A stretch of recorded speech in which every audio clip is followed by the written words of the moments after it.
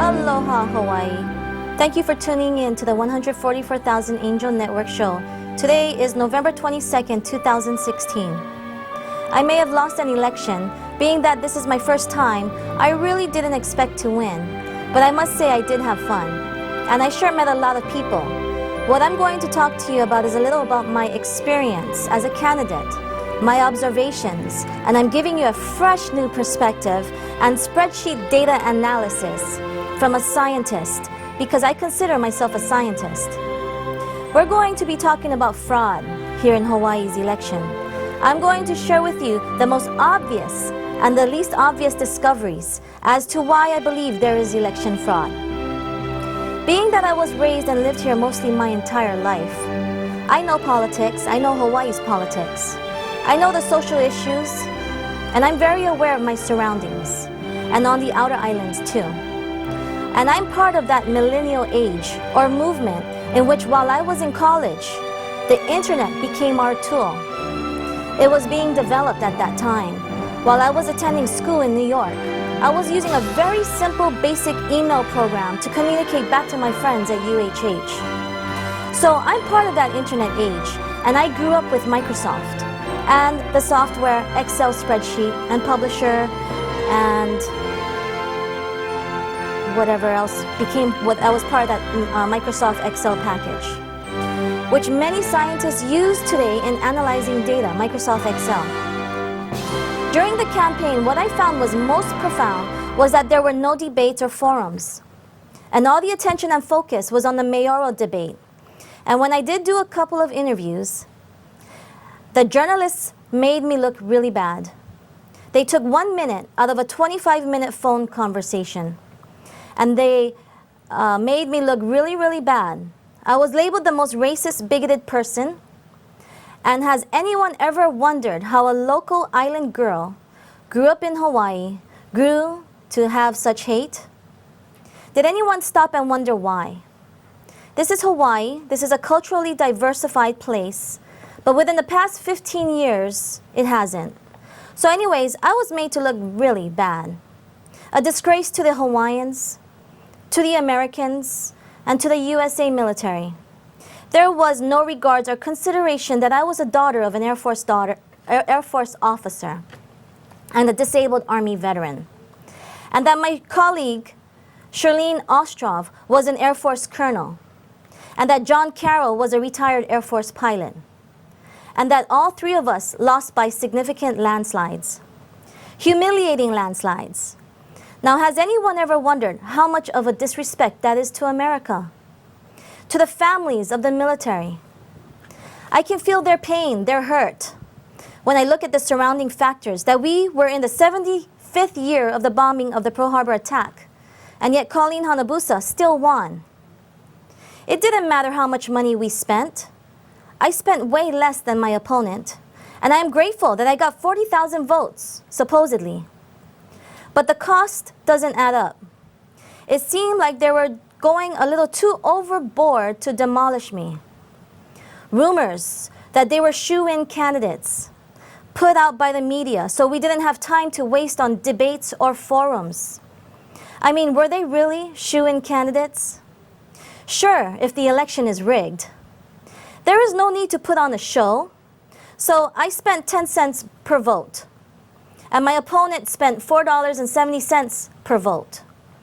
That's 50 times more than I did. For a shoo-in candidate, why would you have to spend such amount of money?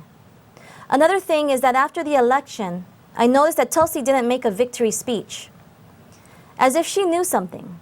Perhaps she had a conscience, and it was telling her that she knew something, unlike the other candidates, Hanabusa, Schatz, and Hirono. Our president-elect even said the election is rigged. Okay, so with that, I lost compared to my colleagues and running mates. I lost 3% less to the Air Force colonel and the Air Force pilot. They lost with 22%. I had 17%. And they had no demolishing or negative publicity. So that's not too bad. However, we all lost by significant landslides. Here are some other pretty obvious rumors, or what I've called sounded like brainwashing tactics. Nobody cares about ni hao. Have you guys heard about that? Nobody cares about ni hao. This is a democratic state. That's another brainwashing tactic. And Hawaiians don't vote. Those are not true. I cared about ni hao. And guess what? They voted for Trump, 2-1. This is a democratic state. Again, not true. I signed up as a Republican. And that Hawaiians don't vote? How can one make those assumptions based on the information that is provided? No one can make those kind of assumptions. We don't know if Hawaiians don't vote. We don't know if this is a democratic state, and that everyone votes Democrat, and that everyone that walks around on this island is a Democrat. No, but that's where all the politicians were saying. The ones that were winning, they knew something was going on. With this data analysis, I can't tell you who won or lost. All I can tell you is that there are significant inconsistencies that are generated in their summary report and unexplained and warrants an investigation, a federal investigation, because this is a federal election. These kinds of inconsistencies do not make sense, and anyone who uses spreadsheet data analysis, this is not the kind of errors that you'd accidentally make. This is a different outlook. As I examined the spreadsheet data, and as I dug, I looked back at all the data that was available on the Hawaii General Election website, going back to all the general elections. My focus, however, is on the 2004, 2008, 2012, and 2016, the presidential primary and general elections. Now, I was told to call the Hawaii General Office if I had any questions, so I did. But before I gave away too much information to them, I didn't get all the answers. There's just too much discrepancies. And the one question that I did ask was about the A and B different precinct and absentees. They gave me an answer, but I wasn't satisfied with their answer. Now, I know in Hawaii, as long as you have an answer to everything, that's another slogan. Whether it makes sense or it doesn't make sense, as long as you have an answer. And the numbers still didn't add up. But they sure had an answer for everything. And that is something else I learned. As long as you have an answer for everything. As the way of life here in Hawaii, even if it's not the right answer, it's still not the answer. So when I started looking at the spreadsheet data, the first thing that I noticed was that the candidate identification numbers were out of order. Now, I compared that to the picture that I took with my phone as a candidate. I was able to verify the order of the candidates that they were initially given, which is in alphabetical order. And by the race they were in, the presidential being the first group of numbers, then the U.S. Senate, then the U.S. House District 1, then the Vacancy District 1, and then the U.S. District 2, where I was. All in alphabetical order. My ID number is 26, and that didn't change. Perhaps they knew I was going to keep an eye on that one. And also the day of the election. Now remember, this camera phone, which everyone now has become a tool within the past 5 or 10 years or so. I was able to verify that the candidates were in order by their sections in alphabet order, and there are 161 candidates, with candidate for President Castle being the first, and candidate Emil Seversina being the last candidate, 161. Now with that, there were a total of 99 races. The first 64 races were candidate races. The last 65 to 69 the last 65 races were the charter and constitutional amendment race. All given identification numbers. I had used my camera phone twice. Once, as a candidate, I inspected the ballot and the order of the names, and second, at the polling place on the day of the election, to give me enough verification that this was in alphabetical order, as on the ballot. The problem that I had was that I was unable to inspect other ballots for races on the outer islands. So going on the assumption that this list was in alphabetical order and was constant throughout the islands this way, in alphabetical order. Now, I have a handout. Initially, when I started to put together the database based off the summary results, some of them were not in alphabetical order. Some of these candidates were switched out of order, as you would expect to be based on the ballot's alphabetized order, as you would not expect to be based on the ballot's alphabetized order. Let me give you a handout, and as they would be in order, alphabetized and with their corresponding candidate identification number, as if you were to build a database prior to an election. I have an activity, and that will be in part 2. This ends our part 1 conference to call our people together and to create an awareness that there is something definitely wrong with the results in this election, and it warrants an evaluation by the federal government. Thank you.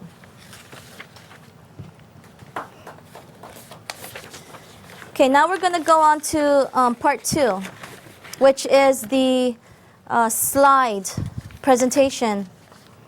So, yeah, we can start with that. So these are the candidate part 2. Thank you for tuning in. Thank you for listening, Hawaii. This is part 2. I would like you to reference this slide here that is presented, federal race, as I was talking about the candidates in order.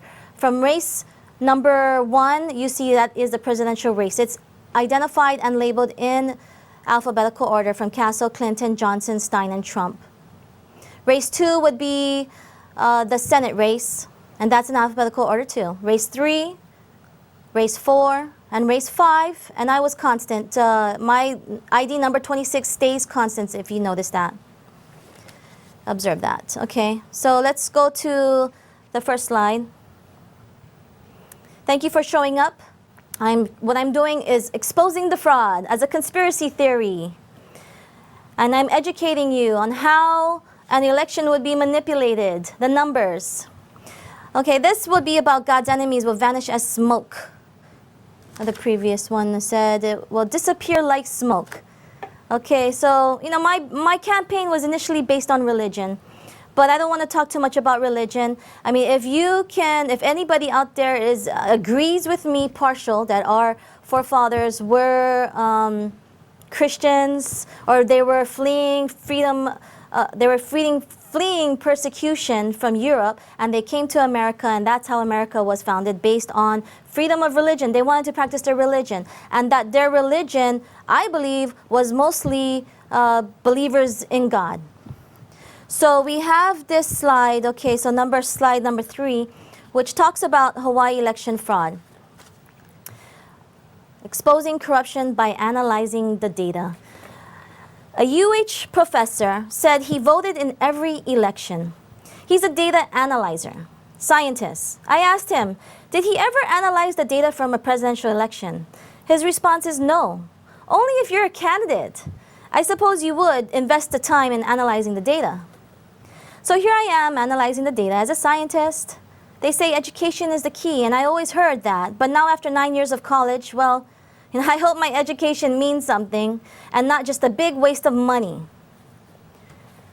Okay, so this is the 144,000 Angel Network. Here I am exposing Hawaii's election fraud and telling you from a scientific perspective data that has never been analyzed and presented to you before, Hawaii.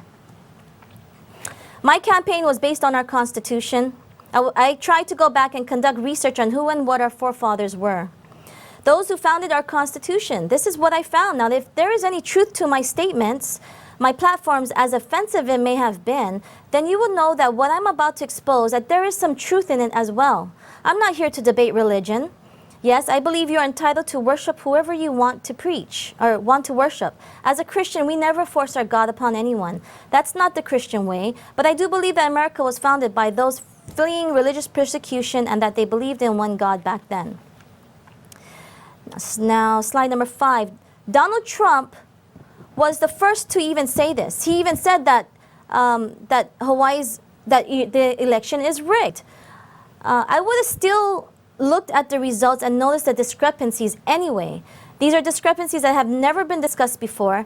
The most commons are campaign spending, absentee votes, Those kinds of common discrepancies have been thrown at us before.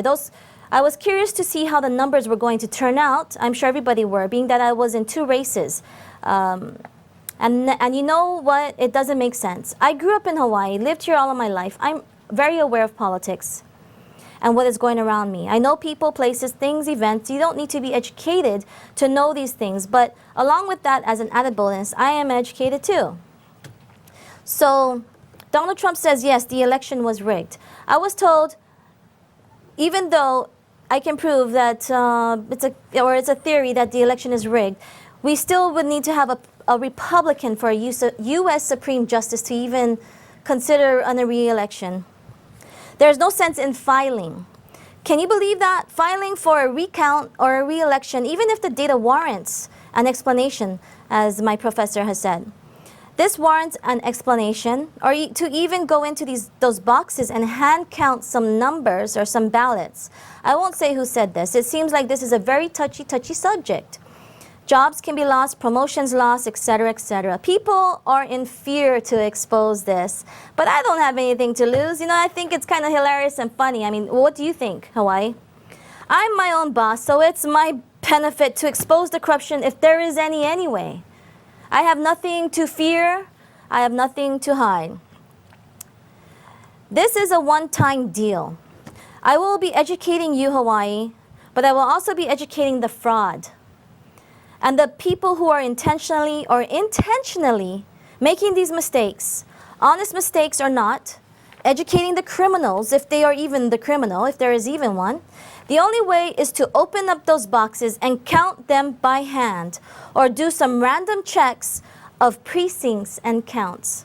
From what I understand, no one has ever accomplished challenging the results. I'm teaching you, but I'm also educating the ones making these mistakes. They're being educated as well so that they will never make these mistakes again. Okay, so some of the questions that I have is like, why would you even care if the election is rigged? Do you even care, Hawaii or Mr. Trump?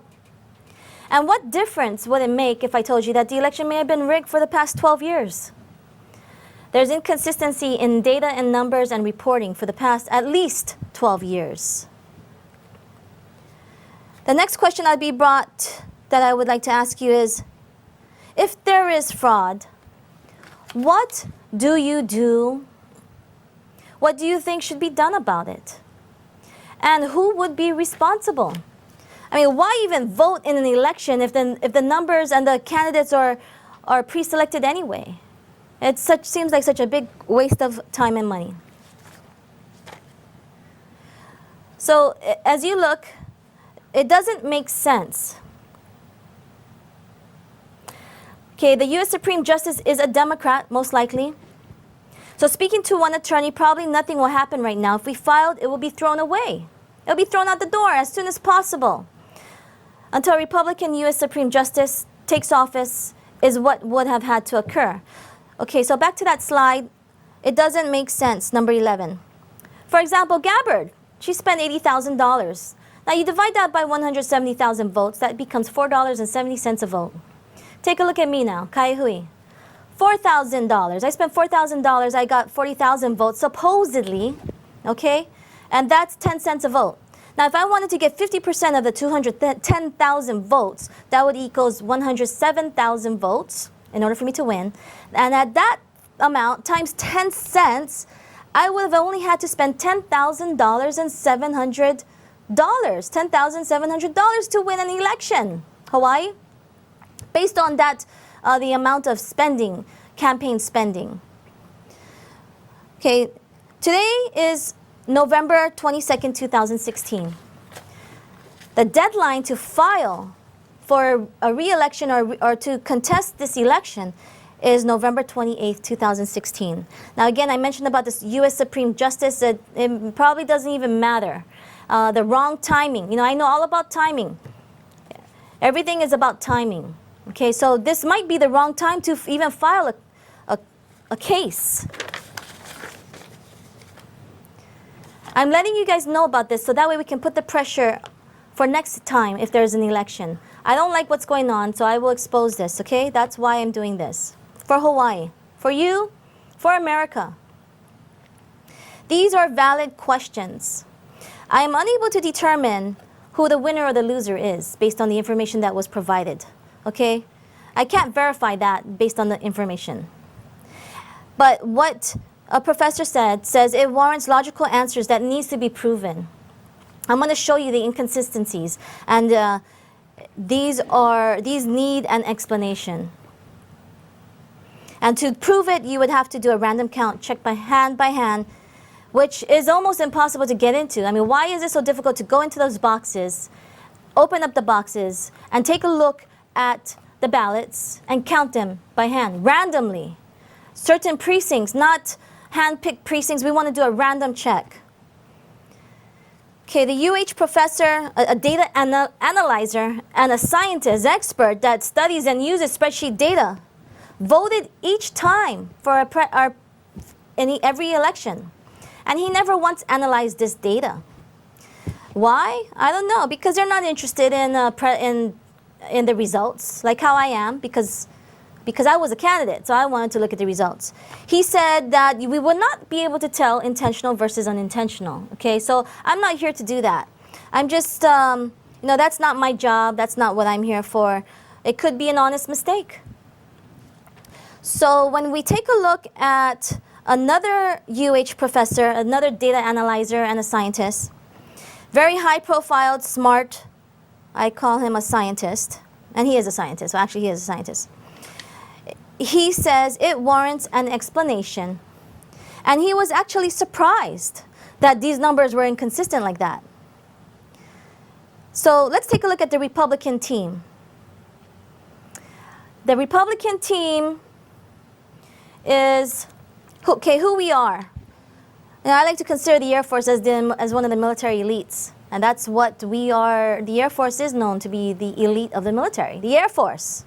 The Marines is the go-getters, and you got the Army, and then you got the Navy, and you got the Air Force. So Charlene Ostrov, she is an Air Force colonel. I myself, I'm the daughter of an officer, Air Force officer, and I'm also the daughter of a disabled Army Vietnam veteran. And then you got John Carroll. He was the Air Force pilot. This was your Republican team. This was your Republican candidates in this election. Now, as you can see, we all lost by a landslide. Yes, we were the Republican team. We failed. We failed big time, Hawaii. The Air Force elite, we teamed up and tried to go in and see what was going on, assess the situation, and basically we lost. We lost by a humiliating landslide. That is very humiliating. 17%, 22%, those are landslides. Landslide losses. So now Hillary Clinton said that this election was about coming together as Americans, okay? As an American, who are you? If you are of mixed ethnicities, if you're Japanese, Korean, Hawaiian, Caucasian, Filipino, who are you? What are you? Are you an American? Because if you're an American, it's time to come together as an American and defend America, our country. And this is for you Hawaiians too. Because if Americans lose, you lose too. I mean, I already say that we've been annexed by another country. Over the past years, I wasn't a proud American because of these atrocities that were occurring in our government. We need to come together because there is a serious problem. I believe here in Hawaii, I think there are a lot of people who agree with me that there is a serious problem. Okay, next slide is number 19. Don't be offended. Okay, let's take a look at this. This is the first in American history, folks. 100% non-Christians have taken office, federal office here in Hawaii. The USA military was slammed by heathens, pagans, and idolaters. Now, I don't want you to be offended if you're a heathen, okay? What is a heathen? A heathen is somebody who doesn't belong to a widely held religion, especially one who is not a Christian, Jew, or Muslim. That's taken off the encyclopedia. Okay, so we lost 22%. Colleen Hanabusa won. The top row is the losers and the bottom row is the winners. We got Colleen Hanabusa, the Buddhist, and then Tulsi Gabbard, she's the Hindu, and then we got Brian Schatz, he's the Jew, and then we got Mazie Hirono, who's already an incumbent there. She's the Buddhist. We only have 4. We only have 4 congressional offices, and all 4 are heathens. Okay? I'm not saying it in a derogatory way. I'm saying it as it comes off of the encyclopedia. What a heathen is. It's a pagan. It's an idolater. You worship idolaters. You're called an idolater. Okay, so now there's something that's been so funny that's been talked about in the news lately too is the religious test on new immigrants. They actually want to apply a religion test on new immigrants. Is that unreasonable? I don't think so, because this is about protecting America. So we have another slide, assumption or fact. Okay, here, USA military humiliated, loses by a landslide. Again, I just wanted to reiterate that we lost 22% to 71%. The Air Force Colonel Charlene Ostrov, and I lost daughter of an Air Force officer, 19% to 81%. Haha, is that funny, Hawaii? Is that really funny, America? Is that funny? Is this a hilarious joke played on the Air Force elites? Played on an Air Force colonel, a retiree? Played on a daughter of an Air Force officer and disabled veteran, Army veteran. Okay, so this slide talks about the assumptions or facts. Now, as scientists and engineers, sometimes we have to assume things, and we know the difference between an assumption or a fact. So, for example, reasons for losing. Okay, here's some reasons that people have been throwing at, that I've heard. Nobody knows her. So really, Charlene Ostrov, nobody knows Charlene Ostrov by now? I think she's done pretty well and got her name out there. Everybody knows who Charlene Ostrov is, and that's the reason why she lost. Okay, that's an assumption, because there's no evidence of that. Okay, that's an assumption. Racist bigot hater, they called me a racist bigot hater. Am I really a racist bigot hater? No, I hate the people that are involved in my lawsuit. Yeah, because they've put 5 years hold on my property and building a house. I mean, that is a justified kind of anger, a justified kind of hate. But do I hate everybody? No. Okay? Maybe I made some fun of some people, but I'm trying to notify you of what people think of you guys. Okay? And that's how you get manipulated and played for. Another one that I heard, we didn't raise enough money. Okay, so, I mean, really, we didn't raise enough money. Is that an assumption or a fact? Because I've proven that I got a vote only by 10 cents a vote. Okay, so it costed me 10 cents a vote based on how much money I spent. Okay, these are hypotheses. It is unproven. Okay, these are assumptions. Now, here's another excuse. The election was rigged. Okay, that's what Donald Trump said, okay? And that's what I'm saying too. Is this a possible excuse? But what if this is a possible excuse, then why are people afraid to say it? The election is rigged. That's why we lost. People don't want to say that, but you come up with every other kind of assumptions except for this one. These are brainwashing slogans, okay? Assumptions versus facts. Here are some brainwashing slogans. Nobody cares about ni hao. That's a brainwashing slogan. I mean, because I care about ni hao. Hawaiians don't vote. And 3, Hawaii is a democratic state. These are unproven assumptions, but those are thrown at us a lot, very commonly heard. But these are unproven, yet people throw that out. Number 24, brainwashing, days of Hitler. Assumptions versus fact. Fact number 1, nobody cared about ni hao. Well, nobody cared about ni hao, that it accidentally came through. That island actually voted Trump 2-1.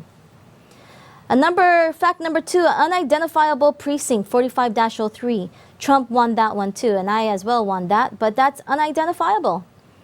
I don't know why they don't have an address for it. And number 3, 247 of 248 precincts counted. Now see, these are facts. 247 of 248 precincts counted based on the summary report. Okay, so number 25, slide number 25. We have become what our forefathers sought to destroy. What does that mean? I mean, that's a saying. People talk about that. It's somehow published somewhere. We have become what our forefathers sought to destroy. They tried to destroy corruption, perhaps, right? So have we become that? I think so. It was said that they didn't want heathens in office, and now we have become that. So they tried to prevent that, and they did away with this religious test because they didn't want to discriminate against anybody, and they left it up to people like us who would take a stand and say, hey, there's a problem, we need to address this. Okay, next slide is the biggest loser. I was labeled the biggest loser, most hated, racist, and bigoted. I was labeled by news journalists, mock teased and ridiculed and spit on by Hawaiian Japanese citizens for speaking out on racism and religion. I was labeled a fake Hawaiian, a wannabe Hawaiian, told to go back to Texas. Despite the fact that I was raised here all my life, I probably lived here just as long as I probably lived here in Hawaii longer than most people. Taking into consideration my age and that I did not move to Las Vegas or move to the mainland, I've lived here all my life.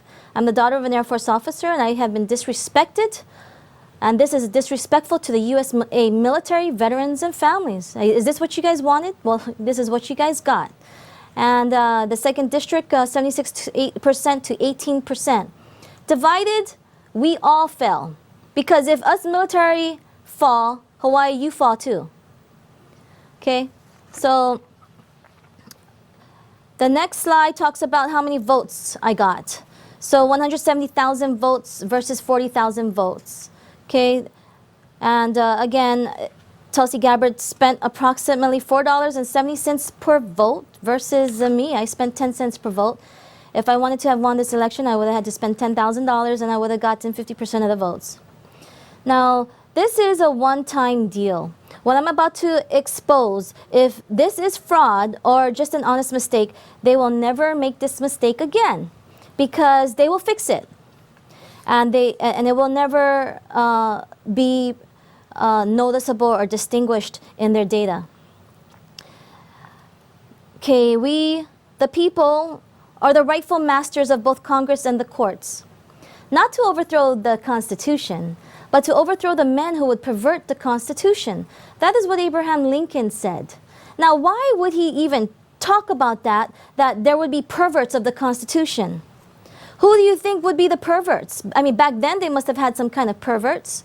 And so, I mean, in these days, could we be living in a modern day society of people perverting the Constitution?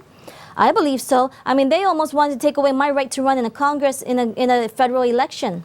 How? They sued me to get my name off the ballot as a Democrat, and I was also disavowed by the Republican Party. To me, that was double whammy by both the Republican and the Democratic Party, and they tried to get me off the ballot. Now, that would be a perversion of the Constitution because it is my constitutional right to run in an election. So what I'm going to show you is this next slide, which is 30. Okay, we had 64 candidate races. They were labeled 1 through, I believe, 17. There were 161 candidates, 99 races total, including the charter amendments. So 1 through 161 are the candidates, and there were 64 candidates. Okay, let's take a look at the presidential race. When you take a look at the presidential race, as a candidate, I was able to look at the ballot prior to the election. Now, one thing I just observed on today was that prior to the election, there was 4 candidates. Okay, as you can see in that picture, I took a picture of it. There was Clinton, Johnson, Stein, and Trump. Now, on the day of the election, there was 5 candidates. Now, I find that very odd. You don't just throw in another candidate. His name is Castle there. So there was 5 elections. And as you can note here, I want you to note that the order of the names is in alphabetical order. Castle, Clinton, Johnson, Stein, and Trump. It's in alphabetical order, and you can see I voted for Trump. That's my ballot right there. I took a picture of it, and a lot of people took pictures of their ballots this year. Okay, the next slide talks about, again, the names, and it proves that the candidate orders are in alphabetical order. So again, the first block of information is the federal candidates. The second block is the senator. So you got candidate 5, 6, 7, 8, 9, 10, 5 being Allison, Carol, Jilfrey, Kokowski, and Schatz. So note, Kokowski is number 9, and Schatz is 10. But in that series right there, as a senator, it's a, you know, they're labeled 2 different numbers, 5 through 10, and also 1 through 5, because Allison is being the first in that little section. The U.S. Representative District 1 is, there's 4 candidates. So if you note, I voted for Shirlene Ostrov, Republican. She's also identified as candidate number 13. Okay, so in alphabetical order, and then you got the U.S. Representative Special District, which there were 10 candidates, all in alphabetical order. So the next slide will show us that the senator is in alphabetical order. District 2, okay, there's me. That's a picture of that I took. I'm candidate number 26, and that remains constant, perhaps because they knew I would be looking at this, and I'll be looking at 26, and I'll be looking at Tulsi Gabbard, who's 25 on the ballot. On the right-hand side, that is a picture of the ballot that I took with my camera phone as a candidate. I was able to take a picture, and that would prove, again, that those are in alphabetical order and in bisections.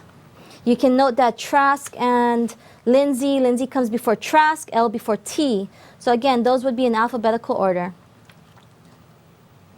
Okay, and the next slide talks about, again, that's the special race. There's 10 candidates. I voted for myself, of course. I'd vote for myself. But it's in alphabetical order. C, G, H, K, K, O, Ostrov, you got Cross, you got Griffin, you got Hanabusa, Kaaihue, you got Kim, you got Ocasio, Ostrov, Perry, Platzinder, Zender, and Yim. There were 10 candidates there. So as you can see that, the next slide, please. Okay, that's how we put them together, 1 through 26. Okay, you got the presidential, the Senate, the senator, district, district 2. G comes before K. Okay, that's okay. Next slide, please. So federal race. We're looking at just the federal race right now. Okay, so you have, I comprised this list 1 through 26. There were 5 offices in the federal race. The first one, the first column is race 1, listed in alphabetical order, 1 through 5, and then you got the second race, which is 6 through 10, the third race, which is Griffin to Lim, and then Cross to Yim, and then Gabbard Kaaihue, and as you can see, I was always number 26. That didn't change. Let's go to the next slide. Now 37 will present to us a little more detailed information on, okay, you got the ballot names, 1 through 5. Now if you look at Clinton, now Castle came onto the ballot at some time. Okay, so the ID, now this is the summary ID and then the sequencing ID.